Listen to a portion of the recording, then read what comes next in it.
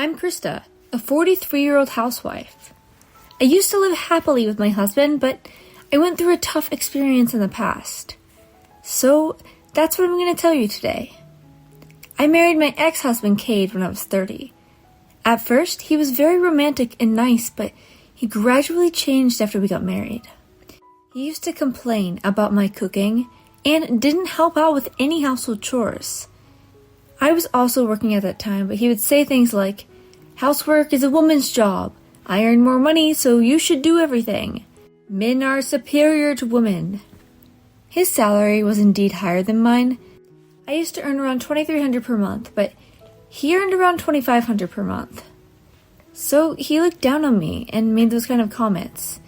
But personally, I feel like being talked down to for just a difference of $200 was ridiculous. So I would sometimes talk back and say things like, "You say you earn more, but it's only a difference of $200. Why do you talk down to me like that?" Then he got pretty angry and started yelling loudly, "Shut up! I don't need to be lectured by someone who can't even earn that $200. I will always be better than you. Who do you think is supporting you?" I was yelled at in that way. I had already become tired of arguing back. It was useless since he always thought he was the best. Gradually, I became exhausted. Furthermore, he blamed me for not being able to have children even after we had been married for several years. So, when I was 34 years old, I decided to finally undergo infertility treatment. But he was not cooperative at all. Even when I said I wanted to try the timing method, he didn't seem interested. He just told me this: "Infertility is definitely caused by women. Get some medicine and get it cured." If it was that easy to cure infertility, I don't think there would be any women suffering from infertility. Besides, my test results showed that there was nothing wrong with me in particular.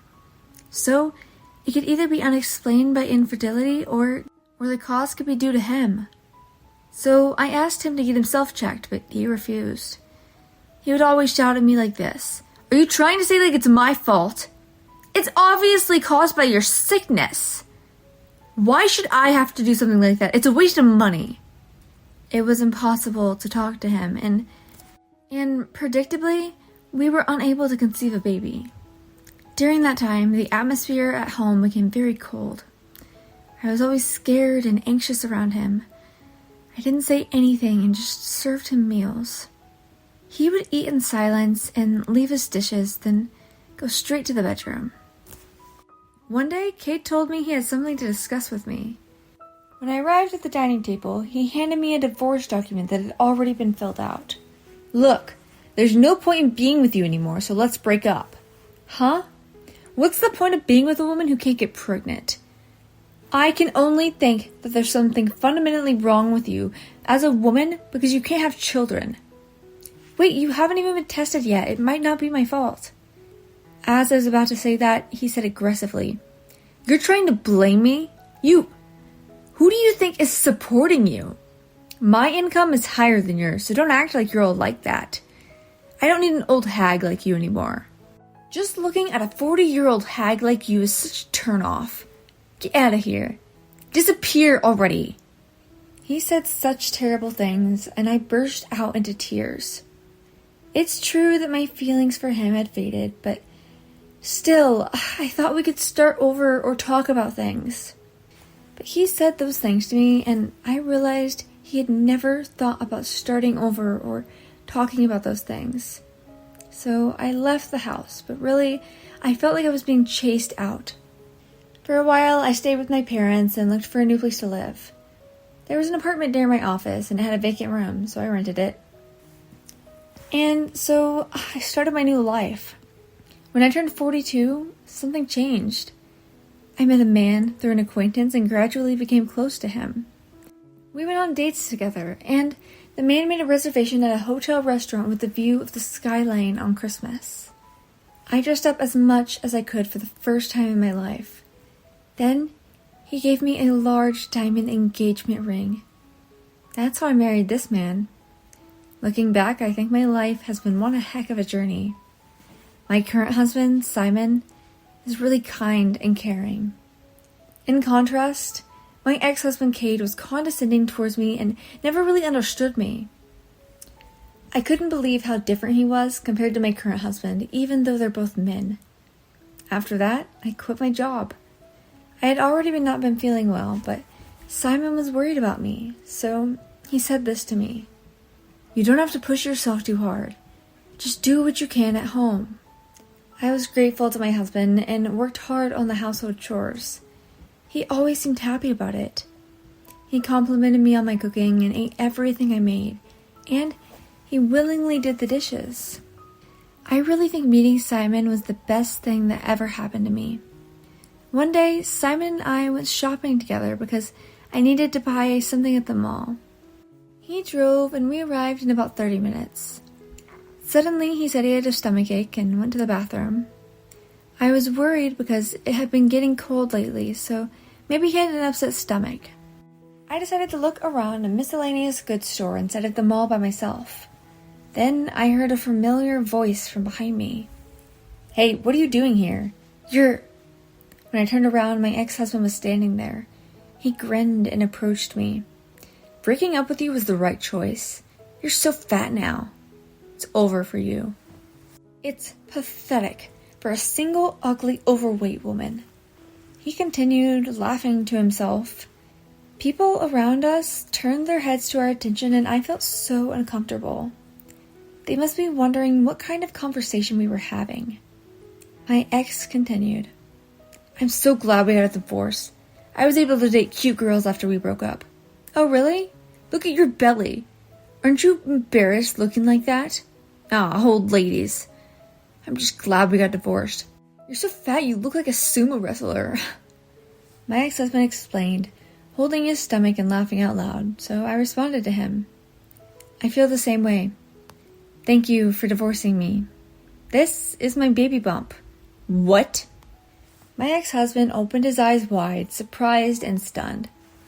He clearly had no idea what I was talking about. I'm pregnant. After we divorced, I remarried, and I'm now pregnant with my current husband. Wait a minute, weren't you infertile? No, I wasn't. I had the test done before, and there was nothing abnormal, remember? I'm really happy to be pregnant. My ex-husband looked puzzled, wondering how I could get pregnant when he thought I was infertile and couldn't possibly conceive. But if I could get pregnant, it means there was nothing wrong with me, as the doctor had said. That meant that the problem was probably my ex. So me being pregnant doesn't mean that there was something wrong with me, but rather with you. You refused to get tested, but there must have been a problem with you. You blamed me, but it turns out you were the one who had the problems. Cade's expression changed to frustration, and he raised his eyebrows. He was probably angry at being told that he might have male infertility. His ears turned red, and it was clear he was quite upset. Then he spoke in a hurry. There's no way I have any problems. Besides, isn't it embarrassing for an old lady like you to get pregnant? Do you even know how old you are? If a woman over 40 gives birth to a child, the child will suffer. You're just a bundle of ego. If you became pregnant and gave birth at 40, you'll be over 60 when your child is 20 years old. So I understood that it would be also called the parent's ego by society. I've heard stories of children taking care of their elderly parents. However, I really wanted a child, so I tried to get pregnant with my current husband. And I easily became pregnant. No matter what people say, I want to give birth to this baby. If I do, I will work hard for my child and never let him or her suffer. And when my husband and I get old, we plan to enter a facility right away. I thought about my children's future, and I didn't want to cause any trouble. That's why we're saving money. If our child wants to go to the university they desire, we intend to let them go. And then we'll fully enjoy our retirement at a facility. That's the future I envisioned. So I thought it was not fair for my ex to say all of those things to me. That's why I decided to respond clearly to him. I'm not planning on causing you any trouble, so who cares? I don't deserve to be told from someone like you, who can't even get a woman pregnant. You won't even be able to have kids anyway, so I guess there's no need for you to worry about anything. I envy you." Then my ex-husband started talking rapidly. I bet your current husband doesn't even have a decent job. I guess he was just curious to marry an old lady like you. I bet he doesn't even make that much money. My salary has gone up and I make close to $50,000 annually now." At that moment, Simon arrived, his stomachache seemingly gone. He said to my ex-husband, "I make $250,000 a year though." "What?" "I'm an OBGYN and I have my own clinic." Simon said this and my ex was stunned. He had thought to belittle us, but now he was surprised. In truth, Simon is an OBGYN. His father was an OBGYN and so was his late grandfather. In addition, my mother-in-law is a pediatrician and my sister-in-law is a cosmetic surgeon. At first, I wasn't sure if I could marry into such a prestigious family, but they were all so kind and accepting. They never looked down on me, and I know I married into a wonderful family. As my ex said, I'm a woman over 40, but they didn't oppose our marriage. When Simon and I tried to leave Cade, he came running to us, and he shouted at me, "You traitor! How could you leave me and choose a man for money? You're just greedy for money." I couldn't understand what he said even a bit. He was the one who left me, so why did I have to be called a traitor? "You have some nerve calling me a traitor. You're the one who left me. You're a jerk." "What did you just say?" "I'm a gentleman, and women love me." The ex-husband persistently yelled at me. The stares of people around us were fixated on us. It was really unpleasant. I can't help but say that my ex-husband is completely insane. He's just harassing me because he's in a disadvantageous situation. He was absolutely the worst human being. He was so persistent that I decided to make a final counterattack. "Oh, a gentleman, huh? That's a good one. A disgusting old man who targets only 20-year-old female college students?" "What? Do you know what they're saying about you on their internet forum? You're a creepy old man who lies about being a business owner and deceives young women." How lame. Cade looked at me like he was about to cry. What I said must have hit the mark and he was filled with regret. My ex had an abnormal obsession with 20-year-old female college students. Apparently he wanted to date them and marry the most beautiful one among them. So he approached one of them and even lied to them. He was a show-off, so it's not surprising that he did such things. But it's crazy to deceive young women. Also, it seems that all the women who were deceived by him were just asked for money by him.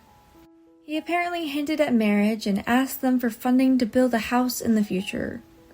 Of course, since they were all still university students, they couldn't afford that large of amount of money. Despite that, they were scared and ended up giving him the money when he pressured them. Apparently, he had collected the money and left it at that. So the girls realized they had been deceived.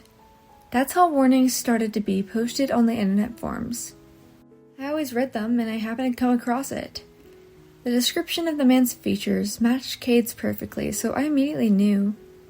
He was about 5'4", thin, had a thick beard, always smoked, among other things. Although the details about his workplace were vague, based on the content, it was very clear that it was his company. When I told him everything, his face turned pale. "That's not true. I haven't done anything wrong." "Well, I think you've done plenty wrong. Won't the girls file a complaint against you?" "I don't want that.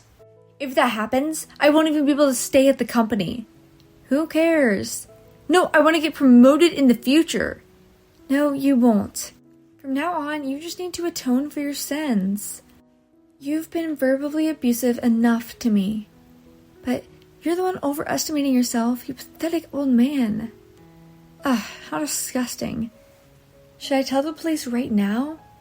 At that, the ex begged me not to do that. Since the crowd of people had gathered, my husband and I left the scene quickly, feeling embarrassed.